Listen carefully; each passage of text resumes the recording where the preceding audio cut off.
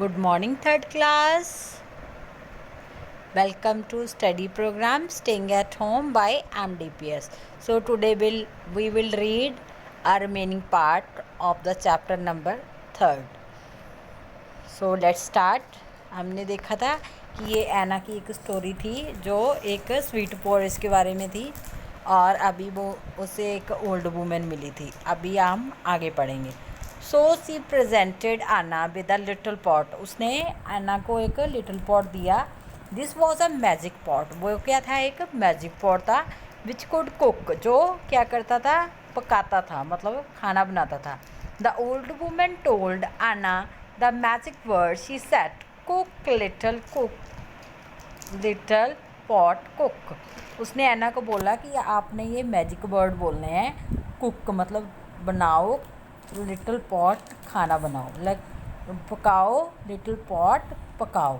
Immediately the pot cooked good sweet porridge. उसने बोला तभी वो क्या हो गया, मतलब उसने मतलब बहुत ही मीठा दलिया बनाना शुरू कर दिया.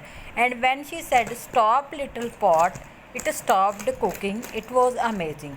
जब उसने बोला स्टॉप लिटिल पॉट तो वो मतलब रुक गया और उसने कुकिंग करना बंद कर दिया. It was amazing. बहुत ही अमेजिंग था.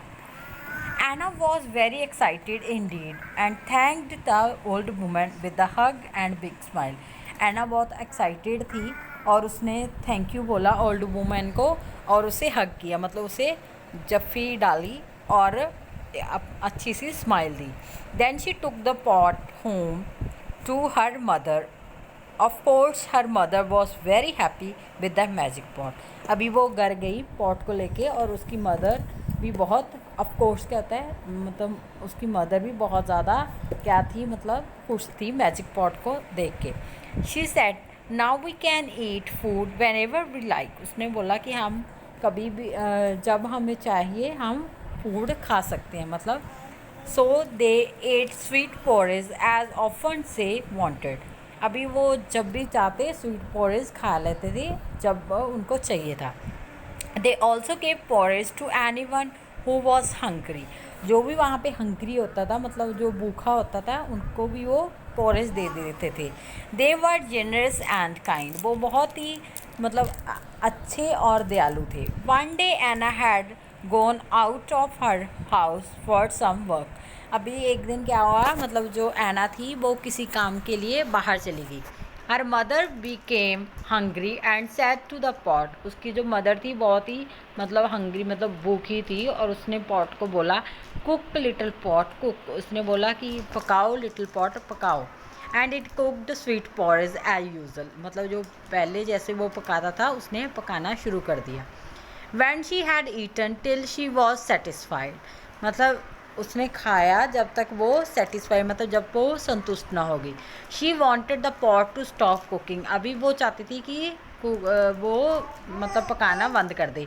बट क्या हुआ, she didn't know how to stop the pot from cooking. पर उसे पता नहीं था कि वो पॉट को कैसे कहे कि मतलब वो बंद कर दे खाना पकाना, क्योंकि वो भूल गई थी.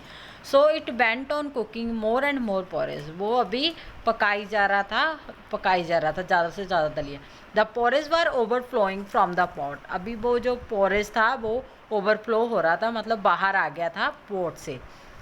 But it still went on cooking. पर अभी भी वो पकाई जा रहा था. The kitchen was whole house was full. द porridge soon overflowed into the next house and then the next and gradually the whole street was covered in porridge. अभी क्या था, मतलब पहले तो पूरे घर में फैल गया, पहले किचन में फैल गया, फिर घर में फैल गया, घर से बाहर दूसरे घर में फैल गया, फिर तीसरे घर में, ऐसे ही वो पूरी स्ट्रीट में मतलब पोरेज ही पोरेज हो गया. पूरी स्ट्रीट में दलिया ही दलिया हो गया. No one knew how to stop it. किसी नहीं पता था कि इसे कैसे बंद करें. At last when only a single house was left. जब अभी एक सिंगल हाउस रहता था. एना रिटर्न. एना वापस आ गई. She looked in surprise at the streets full of porridge. अभी उसने सरप्राइजली मतलब बहुत ही मतलब ऐसे हैरानी से देखा कि जो स्ट्रीट्स थी, जो गलियां थी, पूरी तरह से पोरेज से फुल हो गई थी. Hardly she said stop little pot and it stopped. उसने जल्दी से बोला कि मतलब स्टॉप लिटिल पॉट अभी आप बंद कर दो, एंड इट स्टॉप्ड, वो बंद हो गया।